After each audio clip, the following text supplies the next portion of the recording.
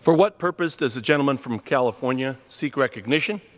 Mr. Speaker, by direction of the Committee on Rules, I call up House Resolution 208 and ask for its immediate consideration. The clerk will report the resolution.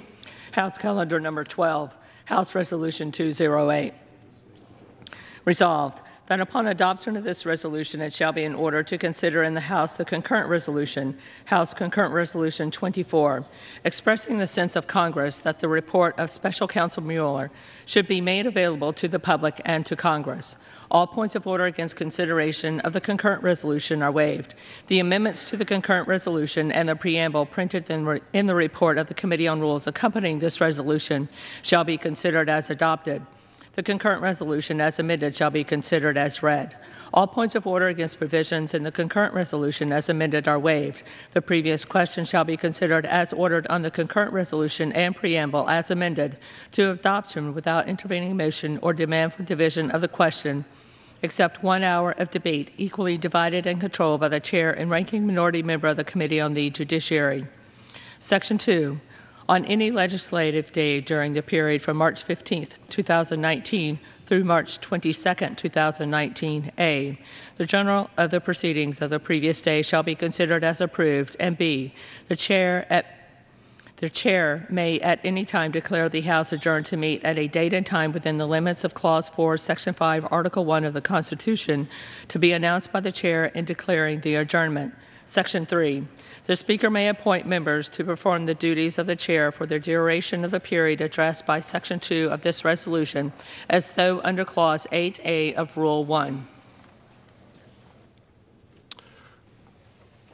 The gentleman from California is recognized for 1 hour.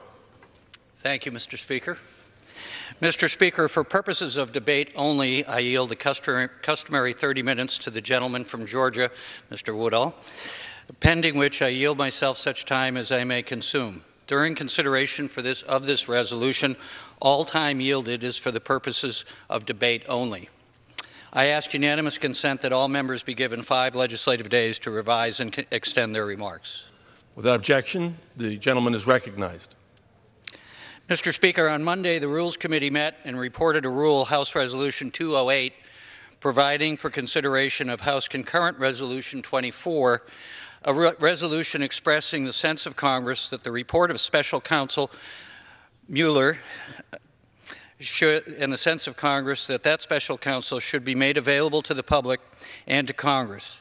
The rule provides for consideration of the legislation under a closed rule. The rule self-executes 2 amendments that simply clarify that the resolution is calling for the release of the Special Counsel's findings in addition to any report. It provides 1 hour of debate equally divided and controlled by the chair and the ranking member of the Judiciary Committee. And finally, the rule provides the standard recess procedures for the period of March 15th through March 22nd.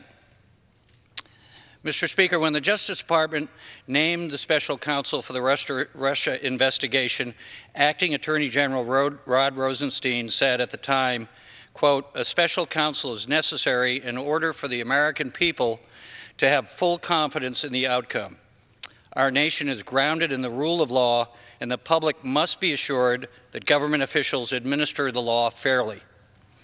This investigation has been about following the facts wherever they may lead, getting to the truth of Russia's involvement in the 2016 election, and ensuring government is transparent and accountable to the American public. This resolution does not predetermine the outcome of that investigation. It simply expresses that the report of the Special Counsel should be made available to the Congress and the American people. The public, including my constituents in California, our constituents in California, Mr. Speaker, want to know what happened. Nearly 9 in 10 Americans in both parties say the investigation should produce a full public report on their findings. Not only do the American people want to know, but they deserve to know. Congress needs to preserve their ability to know. Our election system is an integral part of what makes us the beacon of Western democracy. Any and all attempts to undermine this system is an attack on our country's values and cannot be taken lightly. This is a serious investigation with consequences for our elections, democracy, government, and the future of this country and democracy itself. There is no one with more intimate knowledge of Russia's involvement in our election than Special Counsel. To date, this investigation has resulted in 34 people in 3 companies being criminally charged, nearly 200 charges filed, 7 guilty pleas, 1 conviction following a jury trial. And the investigation, while costing $25 million, has recovered approximately $48 million in assets from tax evasion. Mr. Speaker, 8 federal and congressional intelligence and national security groups believe Russia interfered in our election. With the Central Intelligence Agency, the National Security Agency, the FBI, the Office of the Director of National Intelligence concluding that Vladimir Putin personally, quote, ordered an influence campaign in 2016 aimed at the U.S. presidential election to undermine public faith in the democratic process, end quotes. The last time our country had a special counsel operating under the same rules as this probe was in 1993 to investigate the Waco siege and allegations of government wrongdoing. Prosecutors posted their final report directly on the internet with hundreds of pages of exhibits and timelines.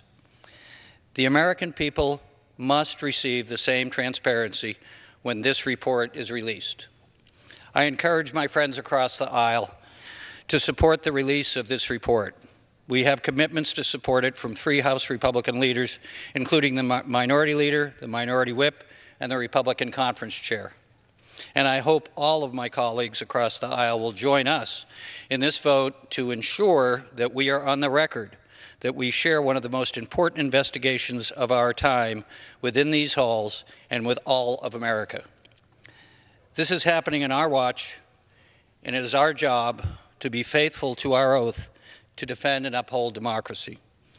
As Justice Brandeis famously said, sunlight is said to be the best disinfectant.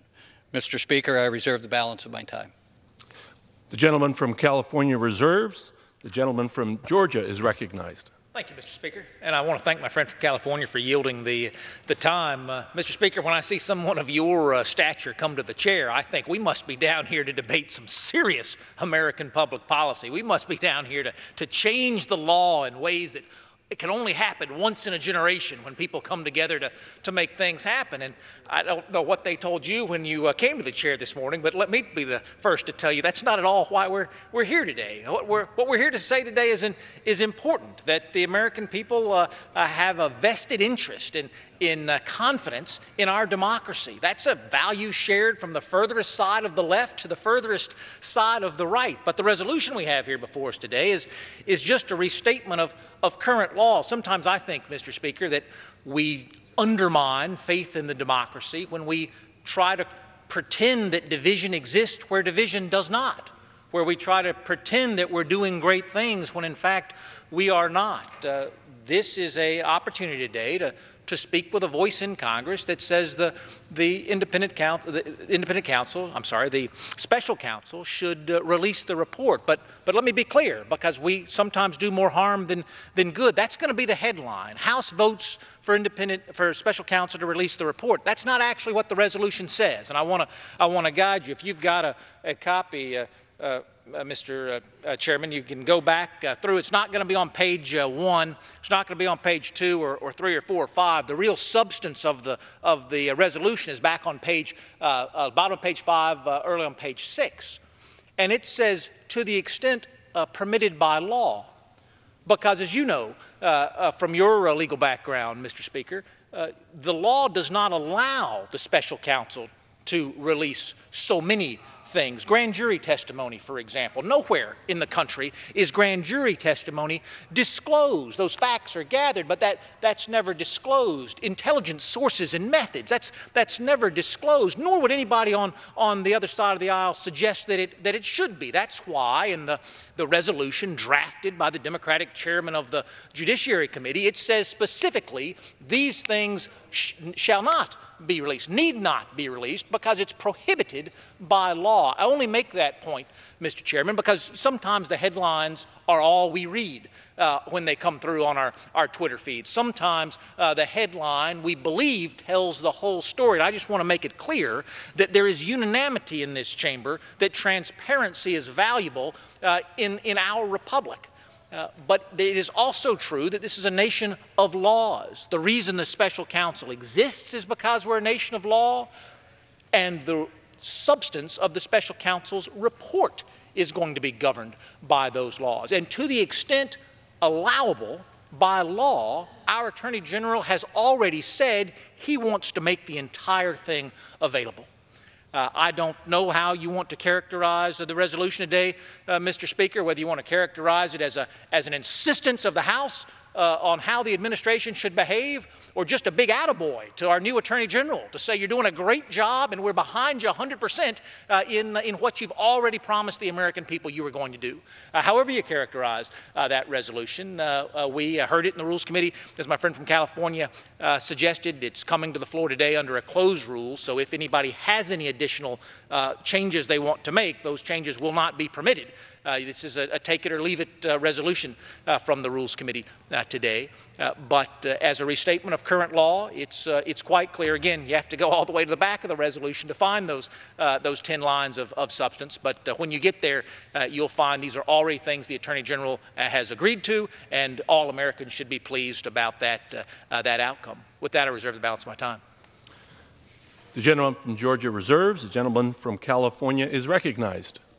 Well, first off, let me join in my friend from Georgia noting how important it is that you are presiding, my good friend with lots of history between the two of us in our political life in California and our education, I might add, to the Jesuits.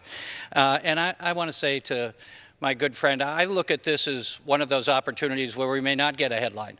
Unfortunately, too many of the headlines talk about how divisive it is here, and certainly there's a lot of that. But when I go home and do town halls, and I do a lot of them in Northern California, when this question comes up about polarization, I talk about all the times we do work together that don't get out, certainly in the headlines, because that's not what sells advertising, apparently. I think this is one of those moments that we aspire to that we actually aspire, somebody picks up on this, that all of us in this extraordinary circumstances are being faithful to our oath, that we make sure that the things that may have happened, that apparently did happen, that the public that needs confidence of us, and when we look at every day, including today, at the affronts and the attacks on so many institutions in America, and this institution having had challenges, this might be one of those opportunities, at least for us, to say, we agree. We may have differences of opinion about who did what, but we have faith. And for me, I think history will say that this special counsel is one of those providential Americans with his background, with his determination to believe in fidelity and truth. We were lucky to have this person at this point in time. So I put my faith in this institution. I put the faith in special counsel. And in this instance, I really hear from you, my friend from Georgia, that we're going to put our faith in this institution and one another, that we can show the American people that this is indeed more important than party. It's more important than any of our individual political careers. I did want to mention, Mr. Speaker, that this is a sense of Congress, that this is not the first time we have brought a resolution like this to the floor. In fact, just last week, we brought a resolution to the floor to send a message to the American people that Congress is united in condemning anti-Semitism and bigotry in all its forms. There were people who criticized us for bringing that and thought it was unnecessary. But when we brought that to the floor, a majority of Republicans joined Democrats, an overwhelming majority in voting for it. Leader McCarthy called it a resolution to make a statement. Whip Scalise said regarding the resolution, we must take a strong stand against hatred and bigotry wherever we see it, and I'm glad this resolution makes sense. So we agree with our colleagues on the other side of the aisle that passing these types of resolutions can make a strong statement, and although they may seem to some as unnecessary, these statements and these kind of important issues, I believe, are very necessary for this institution to take, and particularly when they are bipartisan. Today, we are letting the Attorney General Barr, and everyone else know that we are all united behind one common principle, which I believe he agrees to in his confirmation hearings that the member from Georgia alluded to, that transparency, complete transparency, is vital, consistent with the law, to the success of our democracy, and that the American people deserve to have access to this report. Mr. Speaker, I reserve the balance of my time. The distinguished gentleman from California reserves. The distinguished gentleman from Georgia is recognized. Thank you, Mr. Speaker. I'd like to yield 7 minutes to a senior member of the Rules Committee, subcommittee chairman, ranking member on the Energy and Commerce Committee, the gentleman from Texas, Dr. Burgess. The gentleman from Texas is recognized for 7 minutes. I thank the gentleman for yielding. So today I'll rise in opposition to the rule providing for consideration of H-Con Res 24 to release the special counsel's investigation report, a report that I may note has not yet been issued. The resolution we're considering here today will not change the law. It will not increase transparency. It will provide no new benefit to the American people. Quite simply, this resolution merely states current law.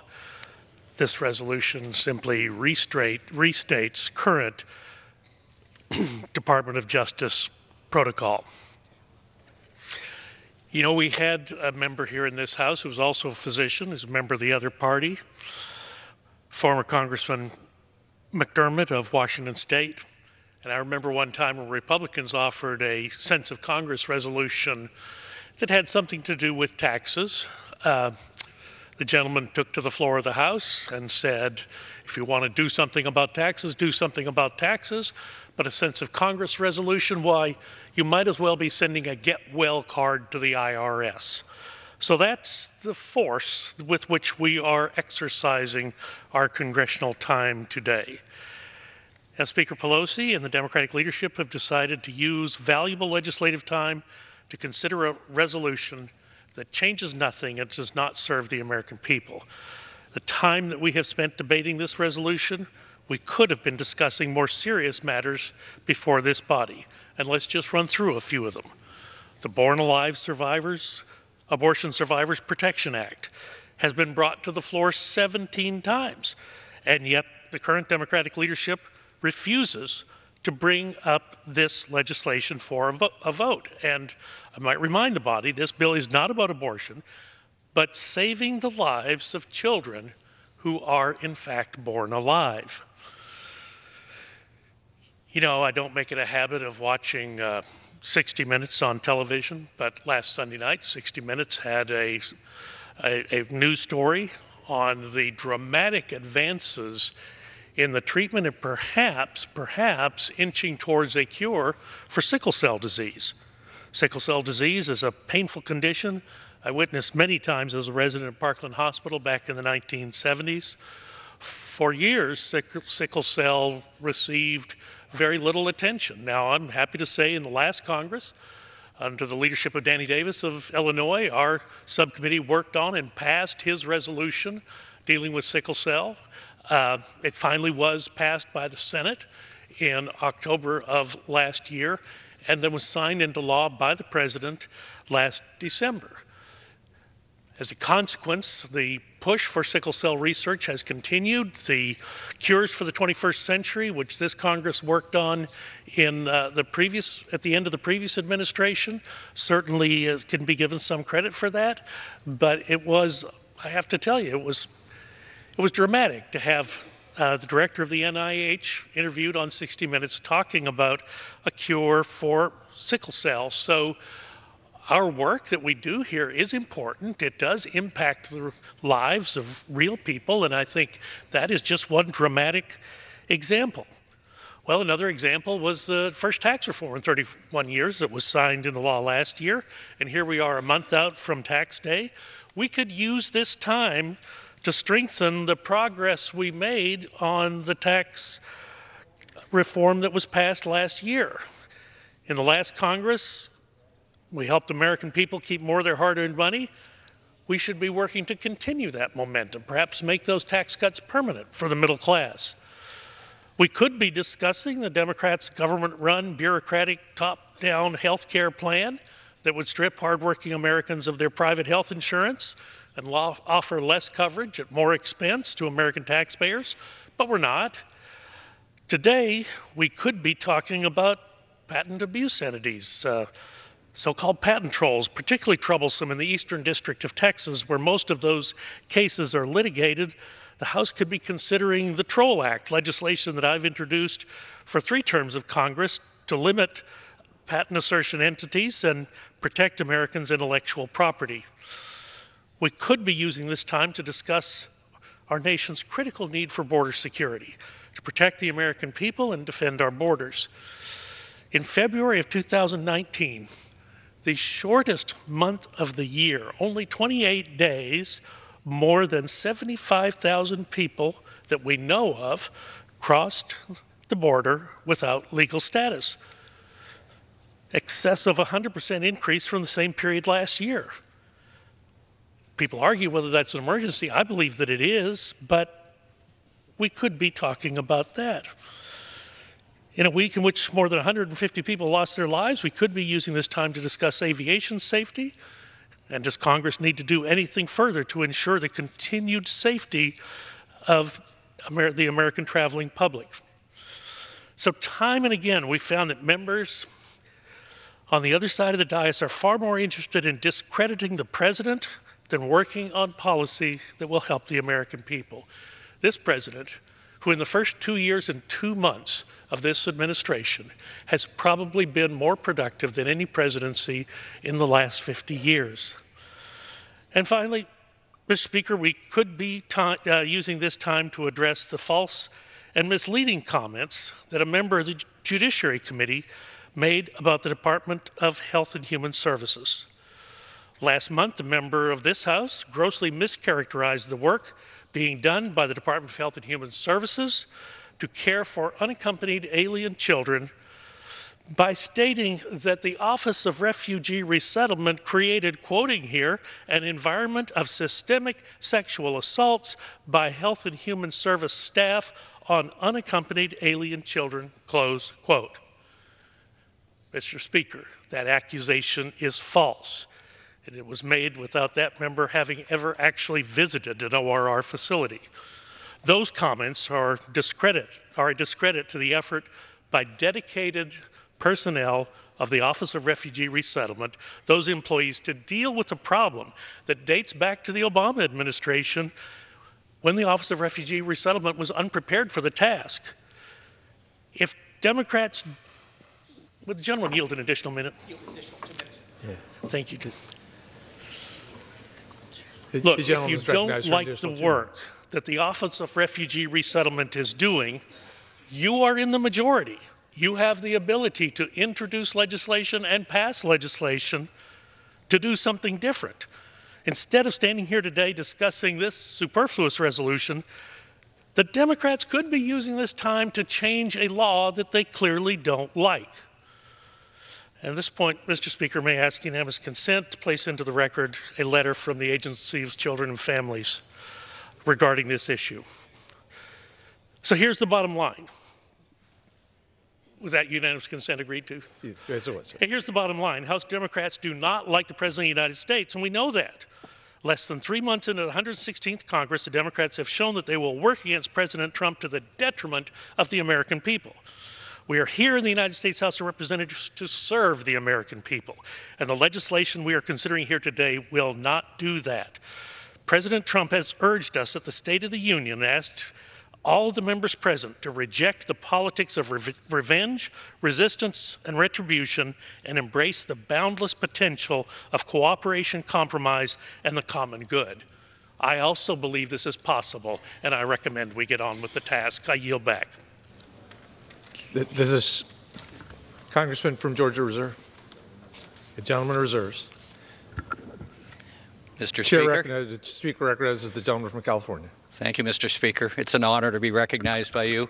Mr. Speaker, I yield 1 minute to the gentlewoman from California, the distinguished chair of the Committee on House Administration, Ms. Gentleman Lofgren. from California is recognized. Mr. Speaker, I rise in support of this resolution today. We have a responsibility to the American people to uphold the Constitution and rule of law, and we also have an obligation as a separate and equal branch of government to act as a check on the executive branch. Without access to necessary information, we can't fulfill our constitutionally prescribed duties.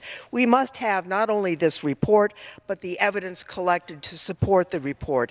If the President has nothing to hide, then he will also support this resolution by tweet or verbal approval.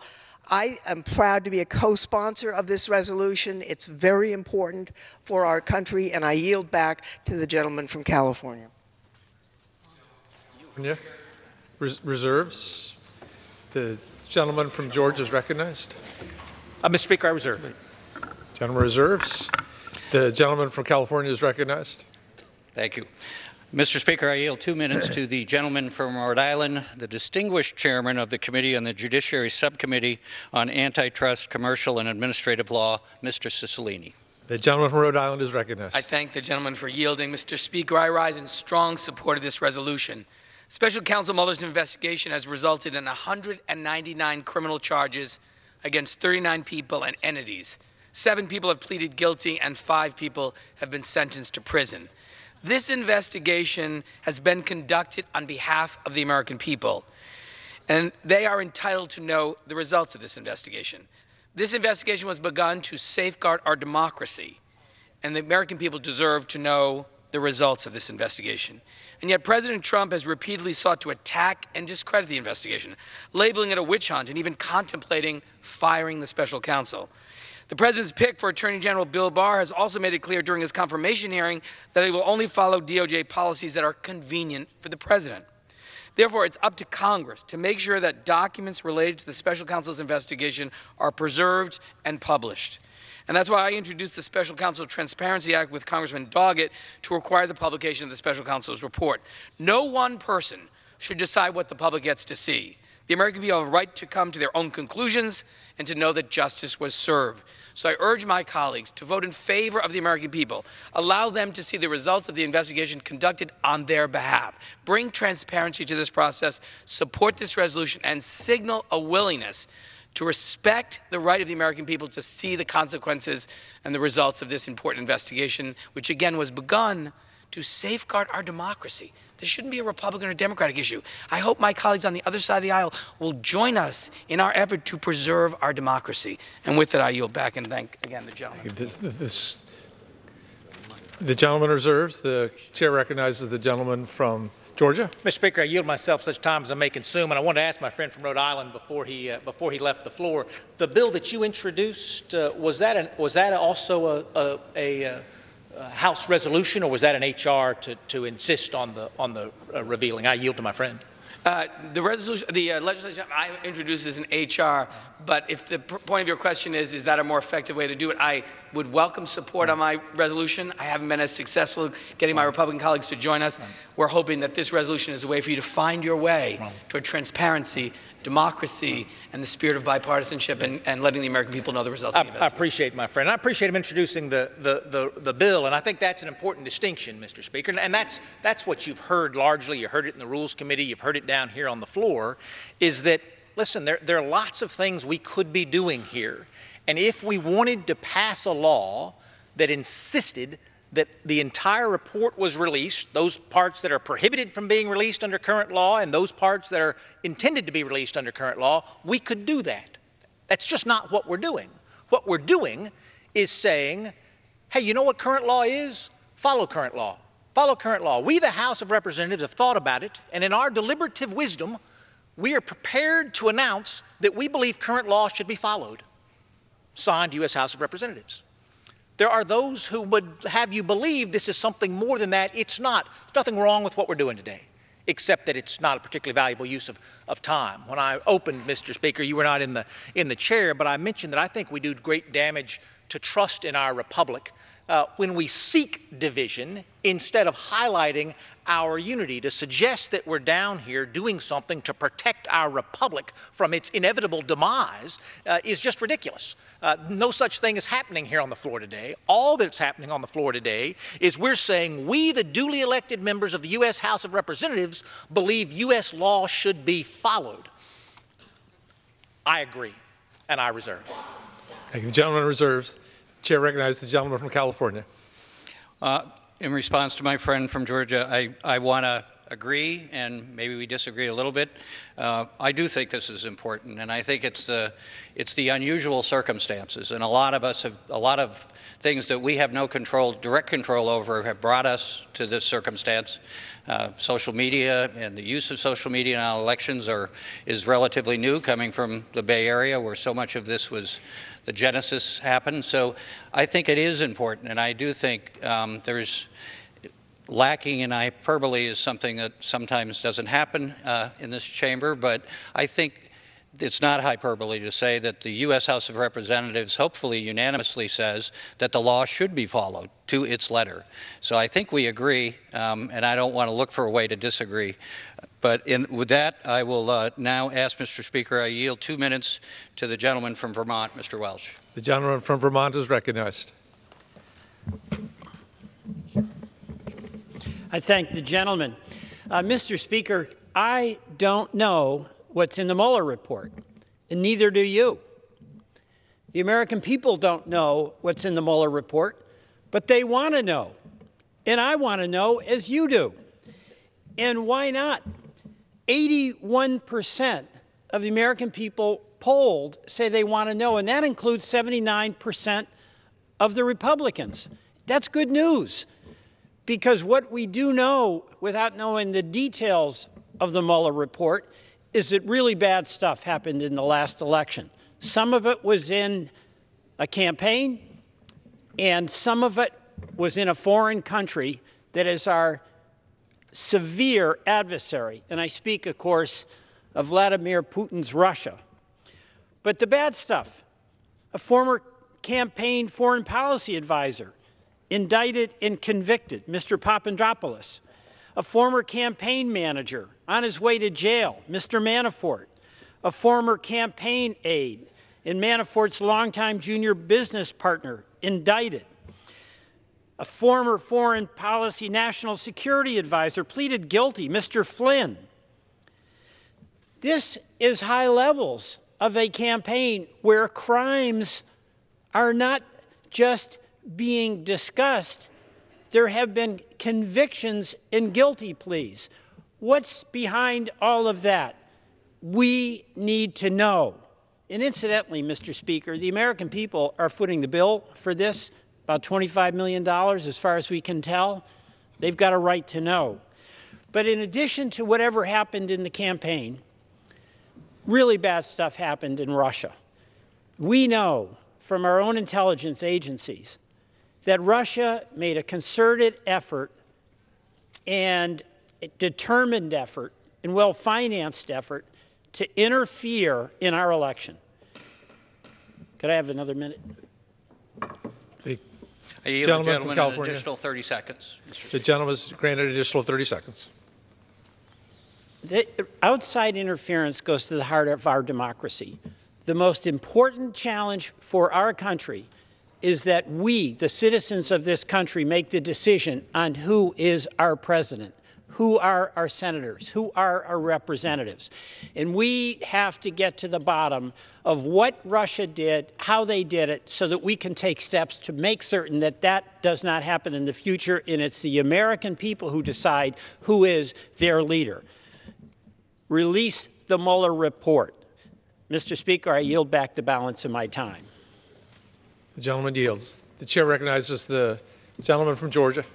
Thank you, Mr. Speaker. I yield myself such time as I may consume, and I'm looking for something to disagree with my friend from Vermont about. I don't disagree with him about anything at all. I thought that was a very thoughtful presentation. The only thing I would point out is the reason that he doesn't know what's in the Mueller report and the American people don't know what's in the Mueller report is because as of today, there's no Mueller report. That's the only reason. The only reason we don't know what's in it is because it hasn't been released yet. And I don't mean released to the public. I mean Mueller hasn't written it and handed it to the Attorney General yet, and so we don't know. When that happens, let me tell you what the Attorney General has said, Mr. Speaker. The Attorney General has committed to being transparent with Congress and the public, consistent with the rules and the law. I don't think we would ask anything different of him. The Attorney General has committed to providing as much information as he can, consistent with current regulations. I don't think we'd ask anything different of him than that, and certainly this resolution does not ask anything different of him other than that. He says his objective and goal is to get as much information as he can to the public. It's exactly what this resolution asks for, exactly what he's already committed to. And he says, I feel I'm in a position in life where I can do the right thing and not care about the consequences. I can be truly independent. Well, that doesn't just mean truly independent from pressure put on him from the White House. It also means truly independent from statements of opinion sent to him by the U.S. House. He's going to do the right thing as allowed by the law and resolutions. And if he doesn't, this House can act and try to push a different outcome. Just understand that that is not what this resolution does today. It's simply a statement of fact. And my friend from California, there are those members in Congress that sometimes they speak and you just want to get out your sharp stick, Mr. Speaker, and poke them a little bit harder. They don't calm you down, they rile you up. My friend from California is one of those folks whose thoughtful words always recenter me and remind me what we have together. And he's right about hyperbole, and I don't want to mischaracterize this resolution. It does do one thing that's not available in current law today. And that is that it makes the official position of the United States House known. I have always presumed that the Attorney General would follow the law. This resolution says we expect the Attorney General to follow the law. And with that, it's not that it does nothing. It's just that it does something so very little. Perhaps our time would be better spent elsewhere. But I support the underlying premise. I reserve the balance of my time. Thank you. The gentleman reserves. The gentleman from California is recognized. Thank my friend for pointing out that I'm not a poker, that I might actually be trying to be thoughtful. Maybe it's because I was once registered as a Republican. I don't regularly admit that sometimes, at least not in my district. But I do think this conversation is important on multiple levels. And I appreciate the fact that you are here to present your side of the aisle's position. I think there is a danger here for us to resume sort of to our corners. And this is an instance where I really think it's important and hopefully it's newsworthy to the media and to the general public that we are coming to this moment. And although it's a resolution, I still think it's significant without indulging in hyperbole. And with that, Mr. Speaker, I'd like to yield 3 minutes to the gentleman, my friend from Colorado, a distinguished member of the Rules Committee, Mr. Perlmutter. The gentleman from Colorado is recognized. And I thank the gentleman from California, and I thank the gentleman from Georgia. I've not heard you two be so agreeable. Disagreeable is what usually you are, but so agreeable. And the reason there's agreement here is we all want to see what's in this report. And I rise in strong support of the rule and the underlying resolution, and I'd like to remind everybody about what the Mueller investigation is about. Russia interfered in the 2016 U.S. presidential election with, in my opinion, the goal of helping Donald Trump be elected. This is a fact confirmed by the U.S. intelligence community as well as by the House and Senate Intelligence Committees. This should concern every American, Republican, Democrat, or Independent. In response to this unprecedented attack on our elections, Robert Mueller was appointed to serve as special counsel for the Justice Department to follow the facts wherever they may lead, whether they implicate people or exonerate people. We need to know precisely what happened, to understand who was involved, how it was accomplished, and ultimately hold those responsible for attack on our election accountable under our laws. This investigation will also ensure we better protect our elections in the future. Now, we've had 2 convictions of Mr. Manafort, 7 guilty pleas, 34 people and 3 companies indicted as part of the Mueller investigation. 6 of the people indicted were part of President Trump's inner circle with the campaign and business. So it is important for us to understand precisely what is in the report, and I appreciate the fact that the Rules Committee unanimously supported this particular rule and the underlying resolution. And I say to my friend from Georgia, you're right. The law is what it is, and that it says should be withheld till fully written and prepared. And then if Mr. Barr does what he says he was going to do, it'll be made available to all of us. And we are emphasizing that point, because Americans should know precisely what happened and where this investigation has led. And with that, I yield back to my friend from California and thank him for bringing this rule. The gentleman yields. The chair recognizes the gentleman from Georgia. I would tell my friend I do not have any speakers remaining at this point, and so I will reserve. Great, thank you. Gentleman. Mr. Speaker, I yield gentleman 3 from minutes to California. the gentlewoman from Texas, Ms. Jackson Lee. The gentleman from Texas is recognized.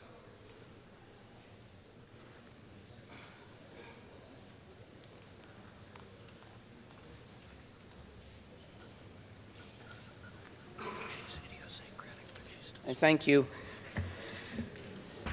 Let me thank the gentleman from California and congratulate him on his new distinguished post on the Rules Committee, and my good friend who I've seen quite frequently over the years at the Rules Committee, and I've known of his consistent concern with the rule of law and truly appreciate his comments today as it relates to the rule of law, and would like my comments to be strictly on that question and really the American people of whom each and every one of us come here to represent. I don't want to recount in detail, but I do want to make mention that we know that the Intelligence Committee in January 2017 concluded, and that is the intelligence community, concluded in a report that Russian President Putin ordered and influenced the campaign of 2016 on the presidential election, and we all know recently that there were attempts to influence the 2018 election. We won't dwell on that. We won't dwell on the fact that there is discussions and review in the special counsel's work dealing with collusion or the questions dealing with the campaign of the present president and Russia. I believe that the real point of this is to answer the questions of the American people. If we say that the purpose of appointing the special counsel to oversee the investigation is to ensure that the American public would have full confidence in the integrity of the investigation, regardless of what it says. I'm here to say, regardless of what the Mueller report will say. And we know that there will be comments made by the general public, leaders of Congress, and that is their right as Americans. But we want to reinforce the fact that the DOJ regulations themselves say that investigations results should be made fully extended to the American public in the public interest, and that the results of that report should be made available to the American people, obviously being concerned about persons that are mentioned with no relevance whatsoever. As a lawyer, I would want to make sure such protections occur.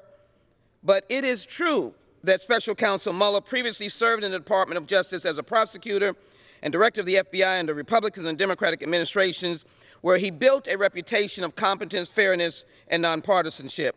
With that in mind, we thank him for the work he has done that has shown a number of guilty pleas and other responses. But the main point is the American people, to know that their government adheres to the rule of law and the integrity of the Constitution. All we're asking today is to reflect in a sense of Congress that you, the American people, that my colleagues in this House and Senate should have the right to see the full report. I ask for support of the underlying bill, and I ask us to do it in a bipartisan way. I yield back my time. Gentleman reserves. The gentleman from Georgia is recognized. Thank you, Mr. Speaker. I would ask my friend from California if he has any speakers remaining. No, that's our last speaker. Unless the gentleman would like to close, I am prepared to close. I'm anticipating your brilliant close. I'd like to try to follow you if I could. I appreciate my friend from California. Mr. Speaker, I yield myself such time as I may consume. The gentleman is recognized.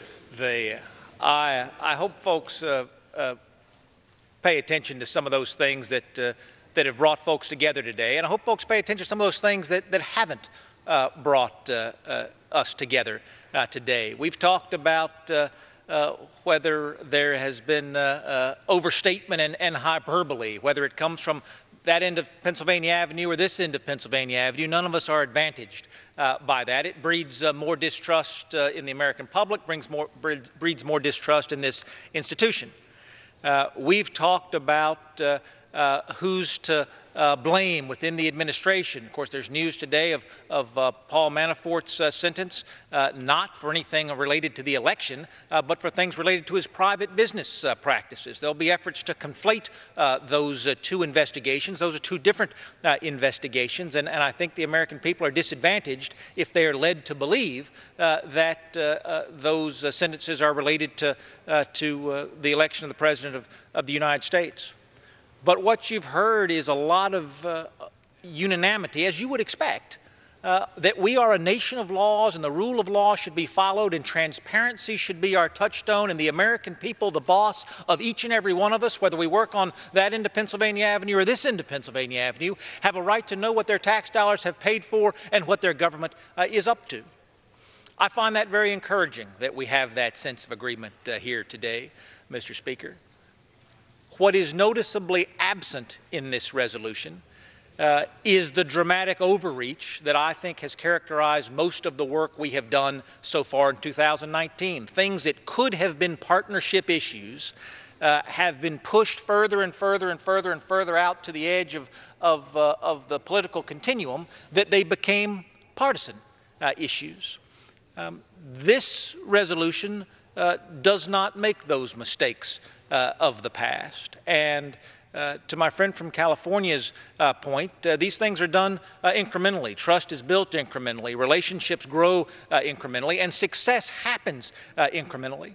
It is my great hope, Mr. Speaker, that those things that unite us, transparency, rule of law, trust in and of the American people, will begin today to flourish in ways perhaps those common themes have not thus far. And both parties play a role in that disappointing outcome.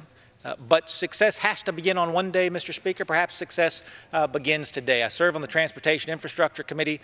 There's no such thing as a Republican road or a Democratic bridge. There's no such thing as sitting in traffic on a Democratic highway or missing your child's soccer game because of malfunctions on a Republican road. We're all in this together, and that is true more often than not. I do not plan to offer a previous question today, Mr. Speaker, because this isn't one of those issues that dramatically divides us. As my friend suggested, in the Rules Committee, we passed this out. I think our first voice vote of the year out of the Rules Committee, and intend to do exactly that today. With that, Mr. Speaker, I appreciate my friend from California for yielding the time and leading the debate today, and I yield back the balance of my time. The gentleman yields back. The chair recognizes the gentleman from California. Thank you, Mr. Speaker. Again, it's a pleasure to see you up there, and to my friend from Georgia, his long, illustrious public career, I want to thank him. I want to thank him for his comedy here today, and I can't help but think so many Americans now and people who are filled with adrenaline and hyperbole talk about what a difficult time this is, and I wouldn't underestimate the challenges ahead of us. But at inarguably a more difficult time, I was thinking of Mr. Lincoln's comments about appealing to the better angels of our nature.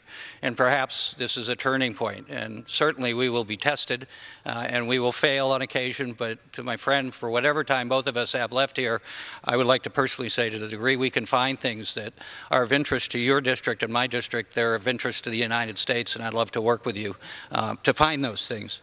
And lastly, I just can't help but comment on my observation about providential Americans in history and Mr. Mueller is I was reading about him and his comments when he was FBI director in the context of his amazing life and career as a combat veteran, a Bronze Star winner in the Marine Corps in Vietnam. I think of my own father, who was a devoted Marine Corps combat veteran who's buried in Arlington. And my dad and all Marines, although I was not one, like to always recite Semper Fidelis. And the special counsel in his comments when he was FBI director assures me that the work he does in ways that I find profound is he talked about fidelity as he talked to his agents, that the fidelity to this Constitution, to this country, and to the truth will find us through to the path that we want to take and to success as we look for the better angels of our nature. So, Mr. Speaker, this is a simple vote, but an important vote. We need to get to the bottom of what happened and put faith in the special counsel's findings and put faith in the American public and the people that they can devise their own truth when we give them this investigation's report.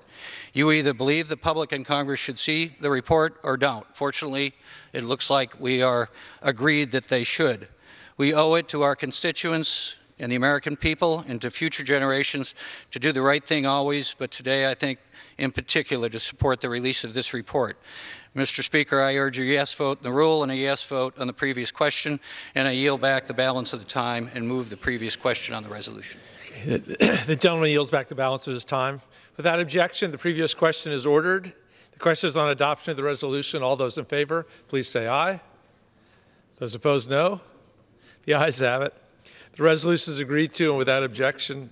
Mr. Speaker. Gentleman from Georgia. On that, I ask the yeas and nays. The yeas and nays. The yeas and nays are requested. Those favoring a vote by the yeas and nays will please rise. Sufficient number having risen, the yeas and nays are ordered. Pursuant to Clause 8 of Rule 20, further proceedings on this question will be postponed.